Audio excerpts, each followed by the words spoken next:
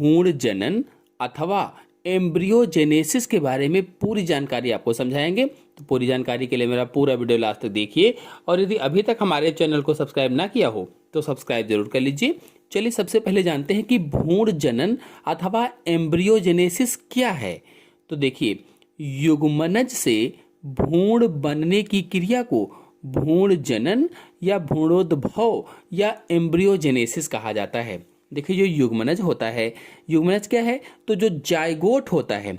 अगर आपके मन में प्रश्न हो कि युग्मनज या जायगोट क्या होता है, तो देखिए, जब नर युग्मक मादा युग्मक से संलयित होता है या नर युग्मक मादा युग्मक से मिलता है, तो दोनों जब आपस में मिल जाते हैं तो एक नई संरचना बनती है जिसे युग्मनज या जायगोट कहते हैं। जैसे मनुष्य का शुक्राणु अंडाणु से मिला, तो शुक्राणु और अंडाणु आपस में मिलने पर एक नई संरचना का निर्माण करते हैं जिसे युग्मनज या जायगोट कहा जाता है। तो उसी युग्मनज की बात की गई है। इस प्रकार से युग्मनज से भ्रूण बनने की क्रिया को या युग्मनज से या जायगोट से कह लीजिए कि एम्ब्रियो बनने की क्रिया को भ्रूण जनन या भ्रूणोद्भव या एम्ब्रियोजेनेसिस कहा जाता है।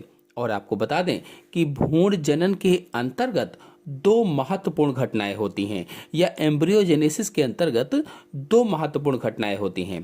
पहला है युग्मनज का कोशिका विभाजन यानी सेल डिवीजन या माइटोसिस डिवीजन जिसे कहा जाता है, और दूसरा है नई बनी संतति कोशिकाओं का कोशिका विभेदन और ऊतक तथा अंग का निर्माण।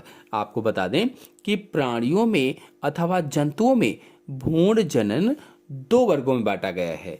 भ्रूण जनन को दो भागों में बांटा गया है। पहला अंड प्रजक अथवा ओविपरस, और दूसरा है सजीव प्रजक अथवा वायविपरस। तो देखिए, इसमें से पहला है अंड प्रजक या ओविपरस। तो अंड प्रजक किसे कहते हैं?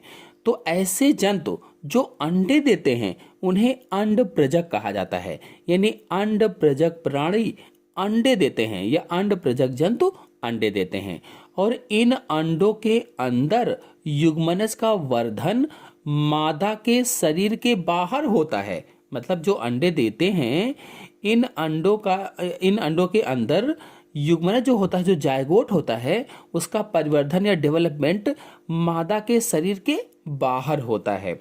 और सरीसृप तथा पक्षी समूह के जीव सुरक्षित स्थान पर अंडे देते हैं। जो सरीसृप हैं वो अंड प्रजक होते हैं, जो पक्षी हैं ये अंड प्रजक होते हैं। इनको कहा गया है कि सुरक्षित स्थानों पर अंडे देते हैं। और सुरक्षा के लिए क्या होता है, इन अंडों पर कैल्शियम का कवच चढ़ा रहता है। कैल्सिफाइड सेल होता है जिसे कैल्शियम युक्त कवच कहा जाता है। अगर सजीव प्रजक की बात करें, अगर ओविपरस की बात करें, तो देखिए, ऐसे जंतु जो बच्चों को जन्म देते हैं उन्हें सजीव प्रजक या ओविपरस कहा जाता है। मतलब सजीव प्रजक क्या है, तो ऐसे जंतु जो बच्चे देते हैं। और सजीव प्रजक या ओविपरस जंतुओं में युग्मनज का वर्धन मादा के शरीर के अंदर होता है। देखिए, अंड प्रजक में मादा के शरीर के बाहर होता था वर्धन, जबकि जो सजीव प्रजक है, जो ओविपरस है, इसमें युग्मनज का वर्धन कहाँ हो रहा है, मादा के शरीर के अंदर हो रहा है, और मुख्य रूप से जो स्तनधारी होते हैं उनमें। और एक निश्चित अवधि के बाद मादा शिशु को जन्म देती है। तो पहले तो उसी शरीर के अंदर वर्धन होता है, उसका डेवलपमेंट होता है, परिवर्धन होता है, और फिर एक निश्चित समय बीतने के बाद जो मादा होती है वो शिशु को जन्म देती है या बच्चे को जन्म देती है। और सजीव प्रजक में वर्धन के समय भ्रूण सुरक्षित रहता है।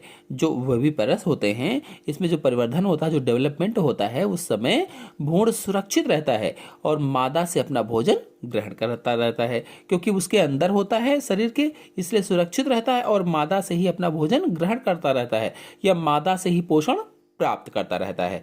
तो अंड प्रजक जो अंडे देते हैं, सजीव प्रजक जो बच्चों को जन्म देते हैं।